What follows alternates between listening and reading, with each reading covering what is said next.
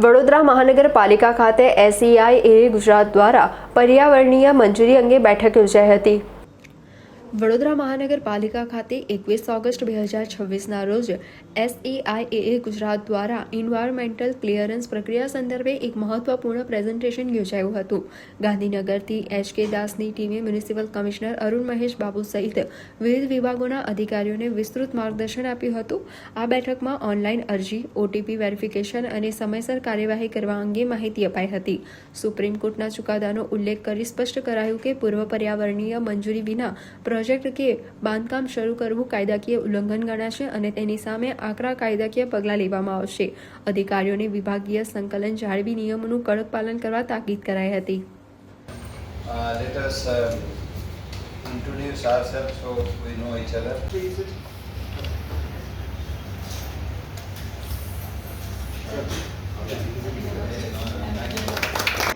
કોઈ પણ પ્રોજેક્ટ જે નિયત થયેલા હોય કેવી રીતે ત્યાં એન્વાયરમેન્ટલ મંજૂરી લેવાની જરૂર છે તે બાબતે ચર્ચા કરવા માટે અમે આજે આવ્યા છીએ। ખાસ કરીને state level environment impact assessment authority રચના કેન્દ્ર સરકારના પર્યાવરણ મંત્રાલય દ્વારા નિયત થઈ છે, એ પણ રાજ્ય સરકારના ભલામણથી થાય છે। અને જ્યારે આ એન્વાયરમેન્ટલ અથવા પર્યાવરણ મંજૂરી આપવાની વાત આવે ત્યાં ઘણા બધા સંસ્થાઓ છે, મ્યુનિસિપલ કમિશનરથી માંડીને એટલે મ્યુનિસિપલ કોર્પોરેશન, જિલ્લા કલેક્ટરશ્રી, વન વિભાગ, પોલ્યુશન કંટ્રોલ બોર્ડ અને geology mining department, irrigation department, ઘણા બધા એજન્સીઓ એમાં સાથે જોડાયેલા છે। તો અમે ઈચ્છીએ છીએ કે એન્વાયરમેન્ટલ ક્લિયરન્સ આપતા પહેલાં જે કાળજી લેવા પાત્ર હોય છે ઘણા બધા બાબતો એમના ધ્યાન પર મૂકવું જોઈએ, જેથી જ્યારે આ દરખાસ્તો આવે જેથી ઝડપથી નિકાલ થાય, જે સમય મર્યાદા છે એમાં નિકાલ થાય, લોકોને હાડમારી અથવા કષ્ટ ન થાય। પણ લોકોની પણ સાવચેતી રાખવું પડે, કારણ કે પર્યાવરણની બાબતમાં જ ત્યાંથી નીચે કક્ષાથી માંડીને સુપ્રીમ કોર્ટ સુધી જે ઘણા બધા પ્રક્રિયાઓ જે હોય છે એ થોડા કાળજી રાખવાની પણ જરૂર છે। અને કઈ બાબતમાં પર્યાવરણ મંજૂરી જરૂર છે, કઈ બાબતમાં નથી, એ બધું કાયદામાં છે, નોટિફિકેશનમાં છે, એ પણ ત્યાં લોકો સુધી વાત પહોંચે અને વ્યવસ્થિત કામ થાય। લોકો એવું સમજે કે જેવી રીતે સરકારી વિભાગોમાં કામ થાય છે એ પ્રમાણે અમારા અરજી આવ્યા, અમારા અરજીનો નિકાલ થઈ જવું જોઈએ, 2 દિવસમાં થવું જોઈએ યા 15 દિવસમાં થવું જોઈએ, એ પણ સ્થિતિ નથી। ત્યાં ઘણા બધા પ્રક્રિયાઓ છે અને પછી શું છે કે ત્યાં તમામ અરજીઓ ઓનલાઈન અત્યારે થાય છે, અરજીઓને ઓનલાઈન થાય અને નિકાલ પણ ઓનલાઈન થાય અને ત્યાં જે મિનિટ્સ હોય છે કાર્યવાહી નોંધ એ પણ ઓનલાઈન છે, એમાં પણ OTP આધારિત અપલોડ થાય છે, ત્યાર પછી આદેશ થાય, આદેશ થયા પછી કાર્યવાહી થઈ શકાય।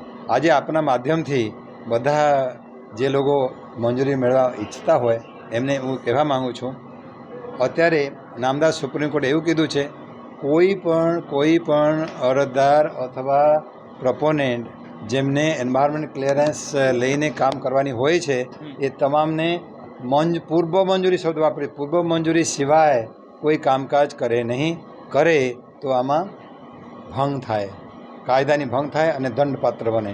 અત્યારે સુપ્રીમ કોર્ટ 29/7 થોડા સમય પહેલાં 29/7/26માં જે જજમેન્ટ આપ્યું છે એ પ્રમાણે એન્વાયરમેન્ટ ક્લિયરન્સ એ પૂર્વ મંજૂરી વગર કોઈ કામ સ્વીકારપાત્ર બનતું નથી। જેથી આપણા માધ્યમથી બધાને એ પણ જાય કે પૂર્વ લેવાની કાર્યવાહી કરી, પૂર્વ મંજૂરી લેવાની કાર્યવાહી થાય। એના માટે જે પ્રકારના પ્રક્રિયા નિયત થઈ છે પર્યાવરણ મંત્રાલય દ્વારા એ પ્રમાણે કાર્યવાહી થાય, એ બધું કાળજી બધાને લેવાની જરૂર છે। સર, અત્યારે મંજૂરી સાથેની જે વડોદરામાં પ્રક્રિયા ચાલી રહી છે એનું કોઈ રિવ્યૂ આજે કર્યું છે, એ શું લાગ્યું છે?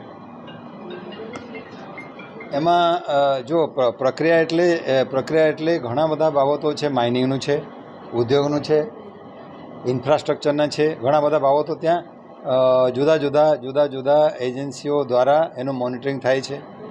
તો એ બધા એજન્સીને અમે કહીએ છીએ એમના કાર્યક્ષેત્રમાં, ખાસ કરીને દાખલા તરીકે ફાયર છે અથવા ઇન્ડસ્ટ્રીયલ સેફ્ટી છે, તો તમામ અધિકારીઓને અથવા જે ઓફિસો છે એમને કહીએ છીએ આપ કાળજીપૂર્વક તપાસ કરો અને જુઓ કે કોઈ પણ સંજોગમાં સૂચનાનું ઉલ્લંઘન ન થાય। દાખલા તરીકે બિલ્ડિંગ બને છે, બિલ્ડિંગ ત્યાં 21 માળ, 36 માળ, 40 માળ એવું ઊંચા બિલ્ડિંગો પણ થાય છે।